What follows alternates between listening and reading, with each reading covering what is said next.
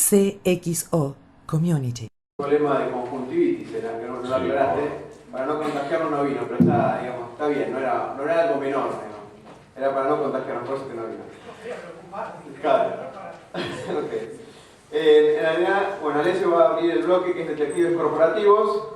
Alessio se desempeña como director del área de Informática Forense y Seguridad Informática de FTI Consulting para la región latinoamericana. Anteriormente desarrolló actividades de la investigación forense e informática para Holder Associates y para Kroll. Alessio. A ver, ¿me escuchan bien ahí? Buenas tardes. Yo les voy a hablar un poco acerca de lo que son las investigaciones en el área corporativa. ¿Tendrás un micrófono inalámbrico que a mí me gusta caminar? Me siento como un nene de jardín de infantes.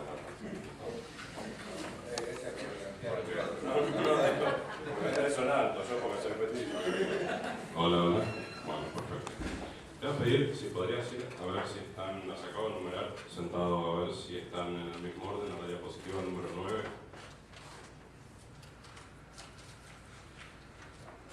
¿Esa es la 9?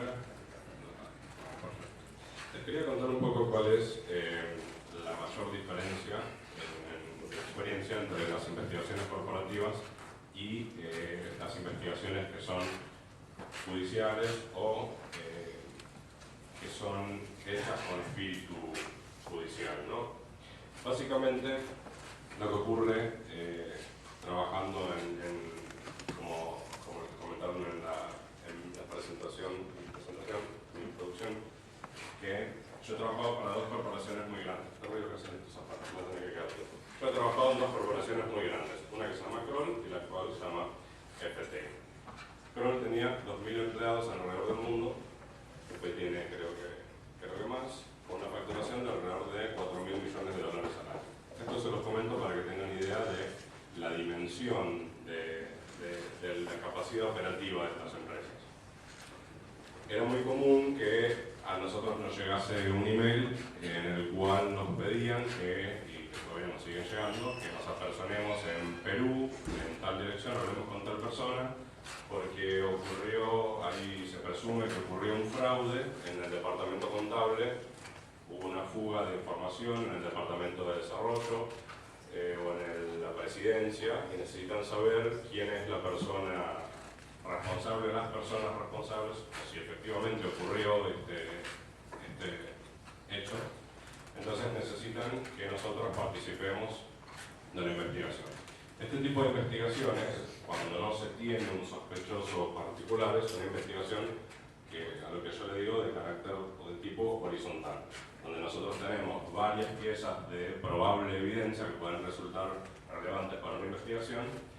Entonces tenemos que hacer una adquisición de todas estas evidencias, no solo informáticas, también libros contables y cualquier otra cosa que pueda ser relevante para la investigación, y tenemos que hacer un análisis de alguna manera genérico o de alto rango, ¿no? Que no sea minucioso, acerca de tratando de establecer cuál de ellas pueden ser relevantes.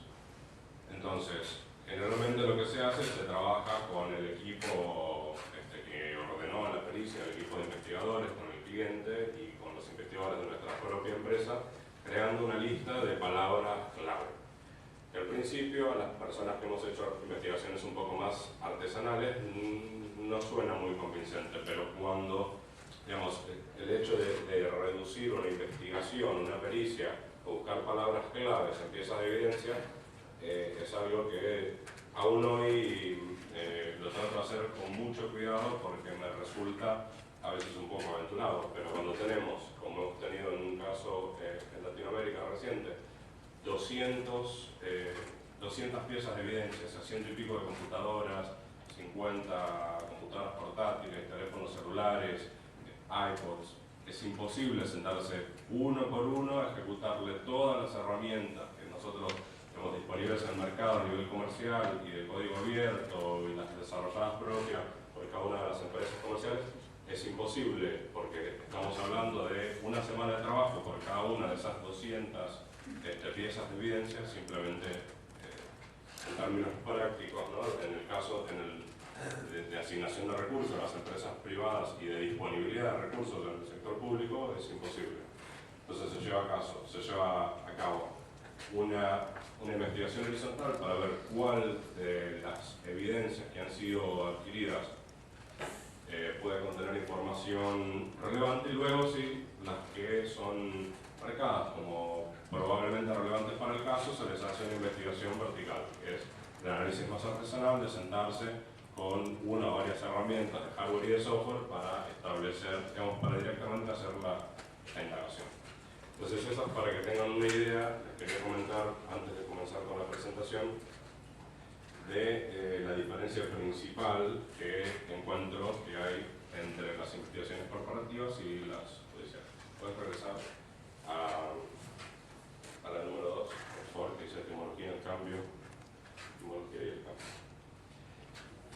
Últimamente, en algunos papers que circulan por internet acerca de la informática forense, en unas reuniones a las que he ido, se habla mucho del cambio. Nosotros hablamos mucho de informática forense y en Estados Unidos están hablando de digital forensics. La traducción al castellano, como dije hace poco, es un reto para mí, porque sería forencia digital, pero no es del todo correcto en castellano.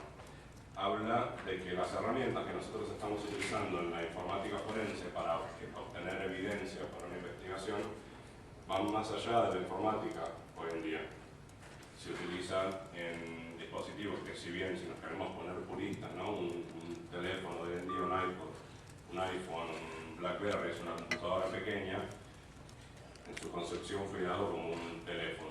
Entonces ya trasciende la informática forense, trasciende la informática en sí. Por eso en Estados Unidos ahora se habla de digital forensics. Y el tema forense, como bueno, sabrán muchas personas, lo digo para el beneficio de los que no lo sepan, la etimología viene de la época donde las plazas eran los forums, ¿sí? En la época romana, foros, y ahí se llevaban a cabo los juicios orales y públicos. Entonces, cualquier disciplina o ciencia que asista al foro, al juez, es forense, y en el caso del ámbito privado se utiliza por analogía y por conveniencia. La meta de la informática forense es la documentación, adquisición, preparación, análisis, producción y custodia de información. A nosotros nos llaman porque se presume que ocurrió una irregularidad en una empresa. Comenzamos por documentar. Esto es un puntero.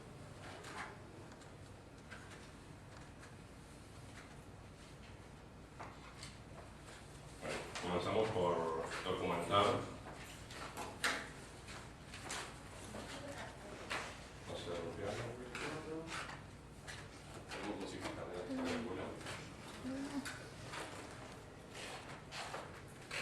Bueno, comenzamos entonces. Un caso comienza con la documentación exhaustiva de el inicio del caso. En Argentina tenemos la particularidad de que tenemos que ir de la mano siempre de un escribano. No los voy a aburrir con los detalles de eso porque son altamente técnicos, pero bueno, en Argentina no se presume que el perito bueno, ¿para qué les voy a contar? El asunto es que en Argentina hay que utilizar escribanos. En muchos otros países, como en Estados Unidos, a nadie se le ocurriría decirme, pero usted, de verdad, dígame la verdad, no fue usted que puso esta cara, bueno, ningún juez se le ocurriría decirme eso porque saben que no fui yo, que a mí me llamaron para investigar. Entonces, en Argentina tenemos que comenzar con la documentación, no solo con las notas que tiene que tomar el investigador, sino también con la asistencia de un escribano. Y tenemos que elegir con mucho cuidado porque a muchos escribanos, o a la mayoría, el perito le tiene que dar letra, ¿no?, de lo que tiene que hacer. Entonces yo les comentaba siempre, en los casos en los que trabajo, de tener especial cuidado acerca de las cosas sobre las cuales el escribano da fe. Que el escribano evite decir cosas como conectan un disco duro, porque si yo soy la contraparte, agarro, pongo 10 dispositivos sobre la mesa y le pido al escribano que me diga cuál es un disco duro y cuál no. Y yo les aseguro que no van a saber, porque no es trabajo del escribano saber lo que es un disco duro. Y escribe y conecta el protector de escritura. Bueno, pongo 10 aparatos, dígame cuál es un protector de escritura y cuál no. Y tampoco va a saber, y por lo tanto sería, no sé si fácil, pero probable impugnar, gracias, el documento presentado por el escribano.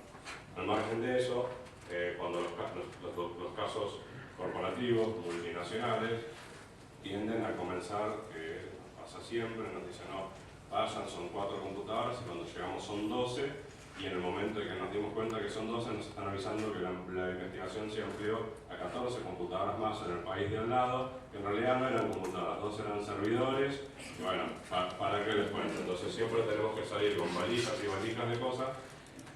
Uno cree que se va a acordar, uno trata de sacar fotos de todo. Esta es una presentación que voy a tratar de que sea corta, en otras presentaciones traigo ejemplos de la documentación para mostrarles. Yo tengo el hábito de cuando copiamos un disco duro, si es una notebook, saco el disco duro de la notebook, lo busco una fotocopiadora a mano, que generalmente en las empresas hay, pongo el disco duro sobre la fotocopiadora, pongo la notebook de donde saqué el disco duro al lado del disco duro y le saco una fotocopia.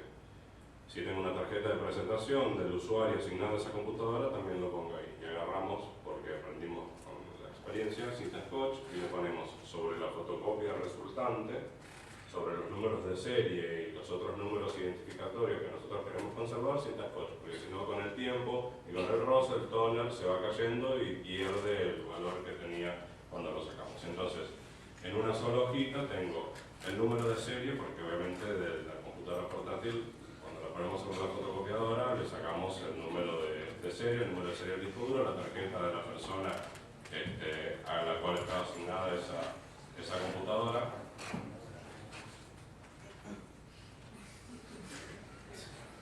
Y por lo tanto tenemos documentada toda la cadena: computadora, disco duro y tarjeta de presentación.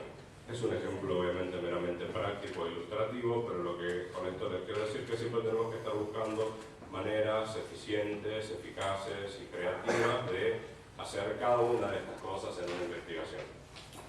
Después hay un montón de formularios. Yo utilizo uno que son los que produce un ente norteamericano cuyo sitio es NIJ, que es el National Institute of Justice, que tiene para mí los formularios que más fácil se pueden defender ante una corte internacional. Si alguien me pregunta por qué utilizo esos formularios y de dónde los saqué, les digo del Instituto Nacional de Justicia de Estados Unidos, y generalmente no tengo problema.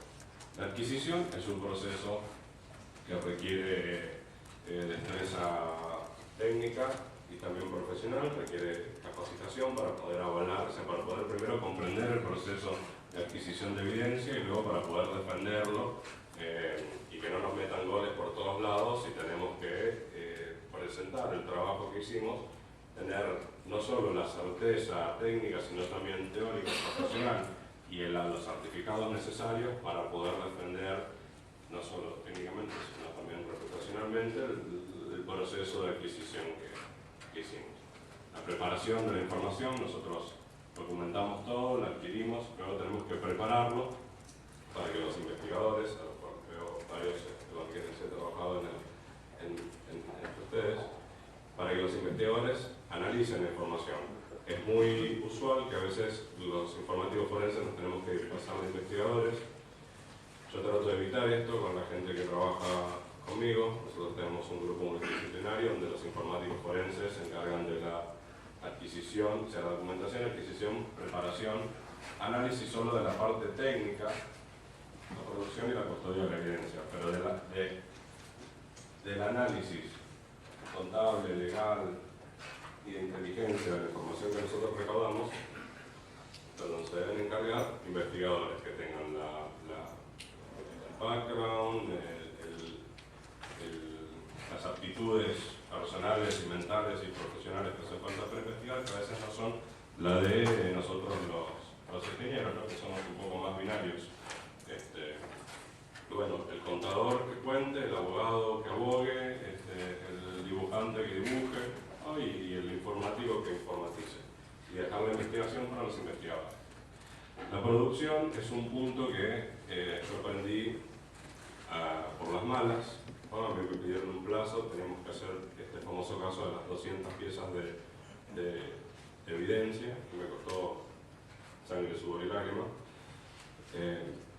Cuando me preguntaron cuánto tiempo íbamos a tardar en analizarlo, tenemos gente en México analizándolo, tuvimos un programa en línea que era una maravilla para analizar documentos, tenemos, no me acuerdo, 2 millones de documentos que eran 10 millones de hojas, entonces uno le asignaba por cantidad de hojas a cada una de las personas que iba a revisar y uno estaba viendo en línea todo lo que estaba ocurriendo, era una maravilla como en las películas yankee. Entonces me dijeron, ¿en cuánto tiempo terminamos? Y yo dije, bueno, hice unos cálculos, miré y dije, en una semana, decirle 2 semanas por las dudas. Terminamos en 1 semana y media. Y el problema grave que tuve es que tuve que entregarle, como la contraparte exigía, en documentos impresos TIFF, en soporte en discos duros y en un montón de cosas que me pidieron, toda la evidencia que nosotros habíamos considerado relevante para el caso. Y eran miles y miles de documentos y yo nunca en la vida pensé que iba a ser un reto logístico. Imagínense imprimir miles de documentos por triplicado, catalogado, no sé, todas las cosas como en las películas, ¿vieron? Como en esas películas de conspiración americanas, que hay un depósito lleno de carritos de esos, de los cositos que llevan los papeles. Bueno, así tuve que mandarla, obviamente tardé 1 mes y medio más en enviarlo y fue un papelón. Entonces de ahí en adelante aprendí, estoy caminando todo el tiempo para no hacer tanto ruido. Ahí aprendí que hay que prestar atención a todos y cada uno de estos puntos. ¿Sí? Esto es la producción de evidencia. Luego la custodia. Cuando empecé a trabajar en el año 97, en el 98, en Correo Miami, empezamos a aparecer esto de la informática forense. Yo era un joven y energético ingeniero latinoamericano buscando el sueño americano en Miami. Y empecé a juntar discos duros como loco y de repente no entraban, era como los dibujitos, abría el placar, se me venían encima los discos duros y no había dejado anotado en ningún lado de manera orgánica, de manera sistémica, sistemática, nada, fue un desastre. A medida que fueron pasando los años empecé a agregar en los contratos de trabajo, en las órdenes de trabajo, una cláusula preguntándoles cuánto tiempo necesitaban que custodie la evidencia, qué querían que hiciese con esa evidencia una vez que se cumplía ese plazo, y cuando se cumplía ese plazo se empezaba a mandar cartitas que obviamente no me contestaban hasta que los intimaba que iba a destruir la evidencia y les cobraba, no sé, $3.000 por año por disco duro para que se lo lleven, para que me lo saquen de encima y poder seguir adelante con mi vida con otra cosa y no que dentro de 11 años me pidan el disco duro que obviamente iba a estar roto porque cuando uno lo necesita los discos duros no funciona más. Seguimos por favor a la siguiente análisis y producción. Vamos a pasar a la quinta, por favor. ¿Cuánto tiempo me queda? 15 minutos. Bueno, la investigación de delitos. Todos los que están acá, bueno, más. Sí, anterior, la investigación de delitos. Todos los que estamos acá lo sabemos, una vez más, para el beneficio del que no lo sepa. La informática forense, mi experiencia es sobre la manera en la que nosotros prestamos el servicio, es que se ocupa de los delitos tradicionales. En el ámbito privado, generalmente tienen que ver con delitos que son económicos en su naturaleza. Hemos trabajado algunos homicidios, secuestros, ese tipo de cosas, pero muy esporádicamente para clientes particulares. Generalmente es alguien que se llevó dinero de algún lado o algo que valía dinero y quiere saber quién fue, a dónde, cómo se lo llevó, si lo podemos comprobar y con suerte el teléfono y la dirección a donde pueden ir a pedírselo. Entonces, la investigación de los delitos, nada de los delitos adicionales, nada tiene que ver con los hackers, ¿no? Hay mucha gente que cuando yo les digo cosa que te diga, soy perito de informática forense, no en sistemas, no, soy perito, hago investigaciones de delitos tradicionales, robos, hurtos, secuestros, homicidios, fraude, si puede ser el siguiente, por favor, no delitos contra todos los bienes jurídicamente protegidos contra las personas, contra la integridad sexual. Nosotros podemos, por medio de una pericia, ver que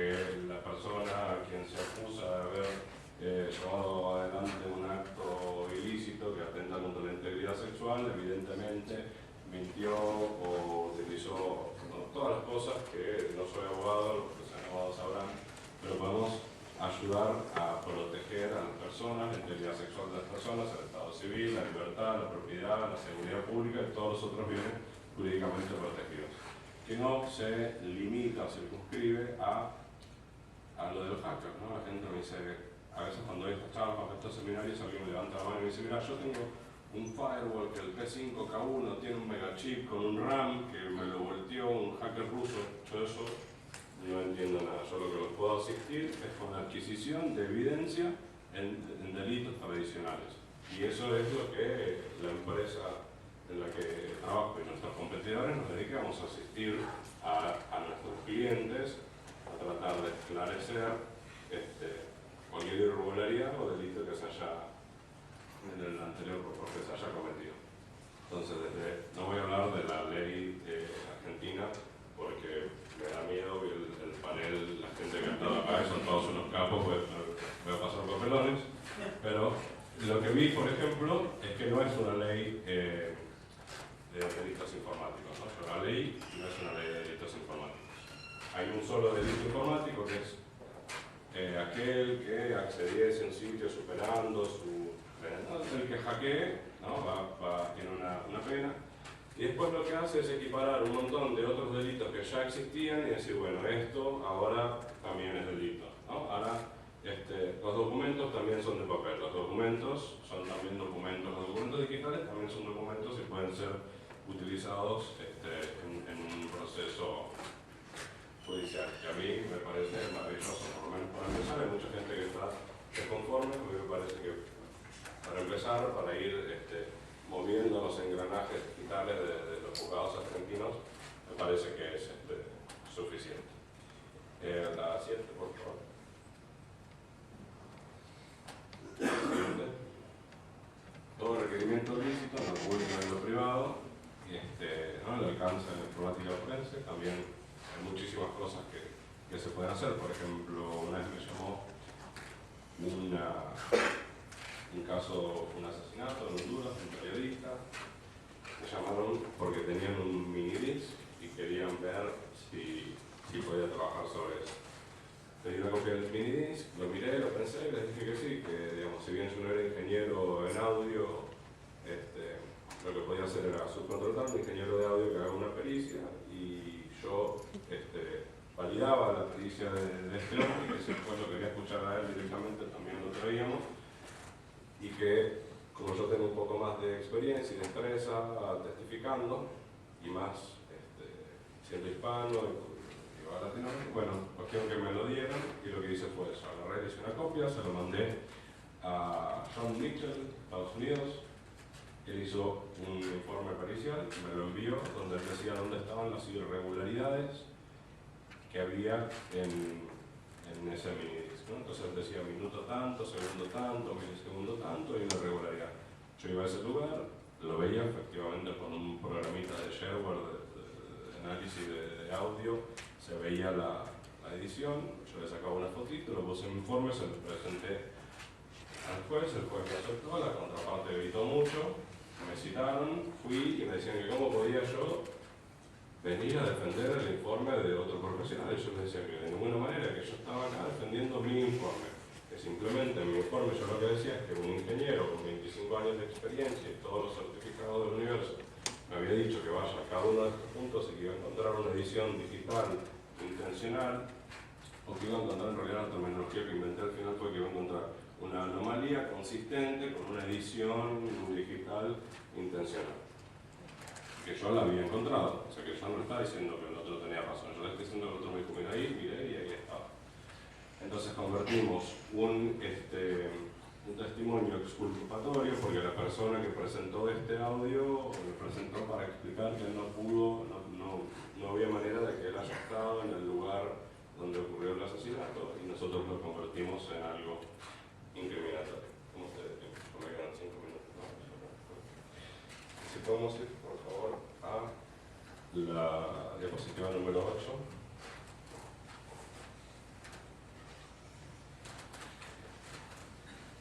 ¿A qué se puede aplicar la informática forense? Bueno, celulares y a telefonitos de mano. Justo tuvimos una charla hace unos días con Gustavo, donde el foco central de esa charla era contar el nuevo hardware, el nuevo software que hay en el mercado para hacer este tipo de adquisiciones de evidencia y el tipo de evidencia que se puede sacar de acá, que es verdaderamente sorprendente y útil. La gente tiene, no sé por qué, una expectativa de privacidad muy grande con los teléfonos, con los mensajes de texto. Gente manda los mensajes de texto que no tiene ni idea. Gente, vos decís, che, ¿a qué? ¿Cuántos dólares tengo que comprar? Y te dicen, no, por esta línea no. Y te cuelgan y te mandan un mensaje de texto. Como si fueran por otro lado, ¿no? Ahora sí. Entonces, en los teléfonos hay mucha información. Las impresoras y los faxes, las impresoras algunas tienen un disco duro adentro, otras tienen una memoria en las cuales almacenan los trabajos cuando uno los manda a imprimir. Por lo tanto, hay mucha gente, muchos de ellos presos, que abren un documento, o sea, abren Word, ponen yo maté al sheriff, pero no al asistente, lo mandan a imprimir, cuando ponen cerrar Word, le dice, ¿desea guardar este documento? Y dice, no, yo no soy ningún gil, no lo voy a guardar. Queda guardado en una carpetita que me enseñó Gustavo a dónde está, en System 32, Prince, Puller, no sé cuánto. Queda guardado en el archivo de paginación a veces. Era secreto, Gustavo, ¿no? De Windows. Era un secreto, ok. En realidad sí me acuerdo dónde es, pero como es el secreto no lo digo. Y queda guardado en el disco duro de la impresora, ¿no? Donde si nosotros le hacemos una adquisición digital, lo procesamos y lo recuperamos, lo podemos ver y obviamente si el trabajo está bien hecho y si documentamos, adquirimos, preparamos, analizamos, producimos y custodiamos la evidencia, muy probablemente puede ser introducido en una investigación pública o privada. Centrales de teléfonos tienen discos duros donde se almacenan en formatos comerciales los mensajes de voz de la gente, ¿sí? En Estados Unidos hay una empresa famosa que se llama Oryx, que si nos llama y deja un mensaje en Estados Unidos, finalmente dice "This message is being answered by Oryx". Tiene todo el mundo. Las alarmas tienen una memoria SD, las más modernas, donde guardan un pequeño log. Las centrales telefónicas, obviamente, muchas de ellas, la inmensa mayoría, tienen listado de llamadas entrantes y salientes. Controles de acceso, es donde uno pone la tarjetita y te abre la puerta. Generalmente tiene una memoria donde queda almacenado quién pasó por dónde, los sistemas, obviamente, de cámara, de grabación de video. Memorias flash que se pueden encontrar en cualquier lugar, en un escritorio, en un teléfono, pendrives, tarjetas de memoria MMC, discos duros,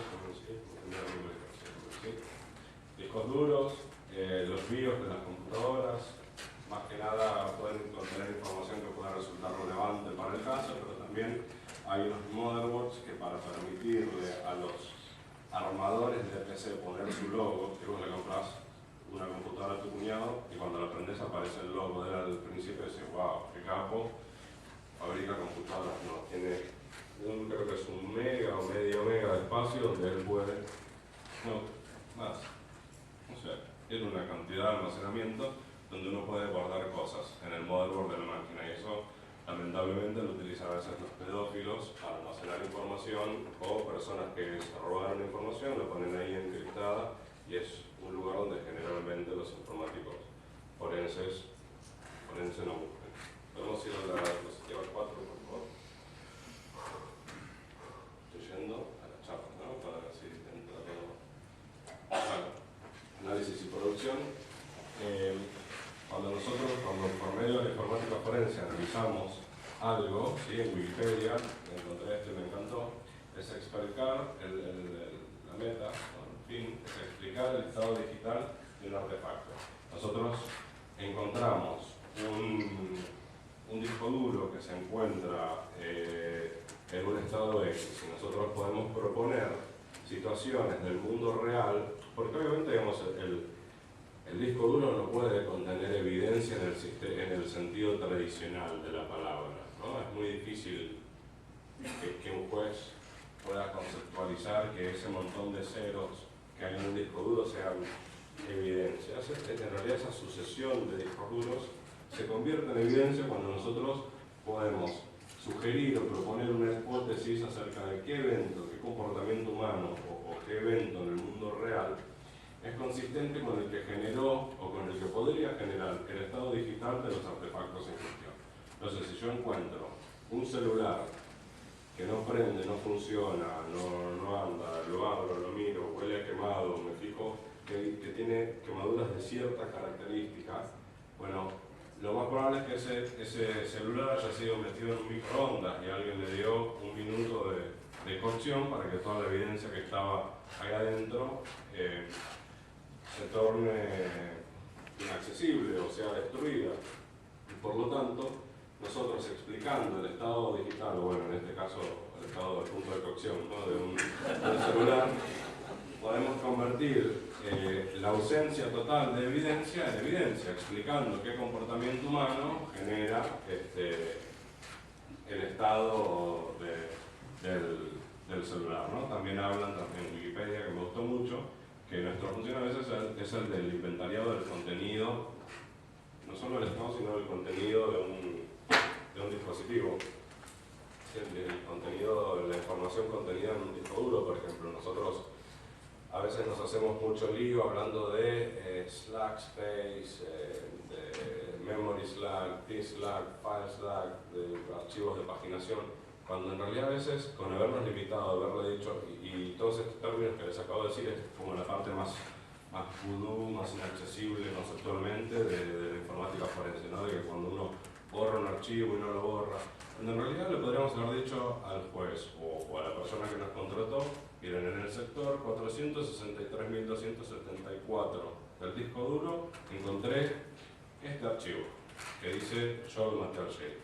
Y nos podríamos haber ahorrado, o sea, con simplemente inventariar, con decirles dónde encontramos esa información, nos podríamos haber ahorrado páginas y páginas y páginas de informe explicando cómo utilizamos un programa para recuperar un archivo borrado, que es un término que en Argentina todavía no, pero en Estados Unidos tratan los informáticos forenses de no utilizarlo, porque justamente un juez lo que le preguntaba a un perito era: si la información está borrada, entonces no se puede ver. Si se puede ver, no está borrada. Entonces, dice, no, bueno, pero esto es información, porque en realidad cuando Windows borra y le empieza a explicar, ¿no? que le empiezan a zumbar los oídos al juez, que le borra la primera letra del otro, lo pone en un logrado, ¿no? Pero el asunto es que está ahí. Entonces el juez le dice, bueno, entonces no está borrada, simplemente está almacenada de manera diferente, ¿no? Entonces quedó en el fallo, que si tuviese buena memoria le diría por el fallo, pero quedó registrado que el juez dijo que entonces la información eliminada, no está eliminada, no está borrada, simplemente está almacenada de manera diferente. Entonces, utilicemos ese beneficio de ver cómo funciona la cabeza de alguien que viene del ambiente jurídico, para nosotros cuando escribamos los informes, escribirlos de manera tal que resuene con eso, ¿sí? Digamos, el disco duro tiene 800 millones de sectores. En el del medio encontramos esta carta que dice que él fue el que se robó el dinero. Y después, si alguien quiere ahondar más en qué es ese tipo específico de archivo, de dónde viene, si es el historial de Windows que había sido borrado, en el perfil de quién estaba, obviamente tenemos que estar preparados y listos técnicamente y profesionalmente, tener la capacidad de poder explicar, ¿no? De dónde salió toda esa información. Pero bueno, creo que eso es todo. Buena pregunta. Una preguntita. Fíjate por caminar con tacos, digamos. Por caminar claro. Yo conté y llegaste 2 kilómetros más o menos. Bueno, Alessio, te agradecemos tu